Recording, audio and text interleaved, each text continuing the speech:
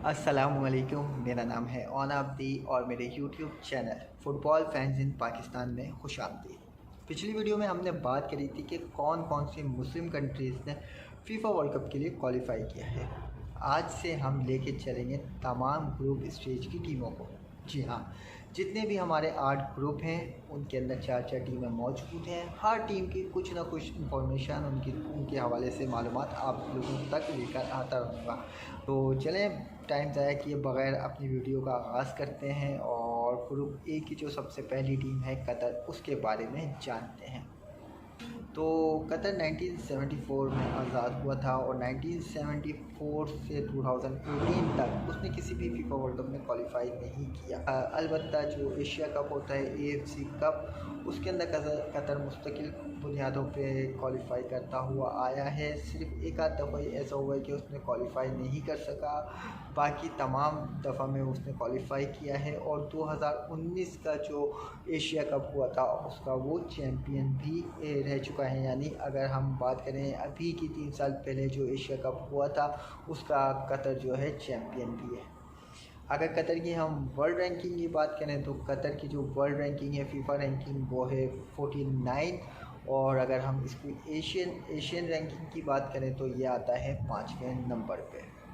4 दिसंबर 2010 को फ़ीफ़ा की वोटिंग के ज़रिए कतर का होस्टिंग में नाम आया और जैसे ही कतर का होस्टिंग में नाम आया कि 2022 की होस्टिंग कतर करेगा तो बहुत ज़्यादा लोगों ने कतर को तनकीद का निशाना बनाया। तो इस हवाले से लोगों का कहना था कि ना ही कतर की कोई फ़ुटबॉल की तारीख़ यानी कि वहाँ पे कोई ऐसा आप नहीं पेश कर सकते कि वहाँ पे कोई बहुत ज़्यादा फ़ुटबॉल खेला जाता है, और ना ही वहाँ उसने कभी इस मुल्क ने फ़ीफा वर्ल्ड कप के लिए क्वालिफ़ाई किया। तो आपने इसको कैसे फ़ीफा वर्ल्ड कप की मेज़बानी दे दी, इस पर बहुत ज़्यादा तनकीद की। इसी ब्लैटर पे और कतर पे इल्ज़ाम था कि कतर ने अच्छी खासी रिश्वत दे के वर्ल्ड कप का अपने मुल्क में इनेकाद करवाया और इस तनकीद को बदतरीन अंदाज में तरदीद भी की और लोगों की बातों पे ध्यान दिए बगैर कतर ने अपनी फ़ुटबॉल टीम पे भी तवज्जो दी, अपने स्टेडियम में भी बहुत ज़्यादा काम करवाया।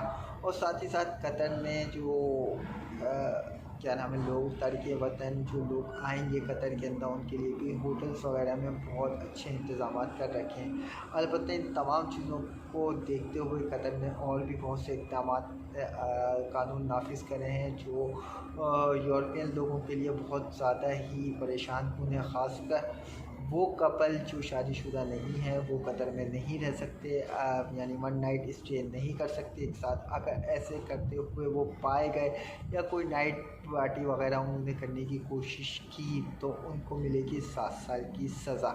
इस पर भी बहुत ज़्यादा तनकीद हो रही है, लेकिन कतर एक मुस्लिम मुल्क है, वो अपने ही कानून नाफिज करेगा। और ये भी एक अच्छी बात है कि आप अपने मज़हब को भी आपने लेके चलना होता है। तो हम इस कतर की जो इस इक़दाम की बहुत ज़्यादा तारीफ़ करते हैं और हम कतर के साथ हैं। बाकी इसके बारे में इतनी इंफॉर्मेशन है क्योंकि कतर की आपको मैंने बताया कि कोई इतनी ख़ास फ़ुटबॉल की तारीख़ नहीं है और ना ही कोई इनके ख़ास प्लेयर हैं। एक प्लेयर हैं जिनका नाम है अब्दुल करीम जो अल-साद, इन्हीं के एक क्लब में अल-साद में ही खेलते हैं, अदरवाइज़ कोई और क्लब में नहीं खेलते। तो इतनी कोई ख़ास इसकी इंफॉर्मेशन नहीं है फ़ुटबॉल के हवाले से। जो हमारी नेक्स्ट टीम है वो है इक्वाडोर और इक्वाडोर एक बड़ी टीम है, उसके बारे में नेक्स्ट वीडियो में मैं आपसे बात करूँगा। तो मिलते हैं नेक्स्ट वीडियो में, जब तक के लिए अल्लाह हाफ़िज़।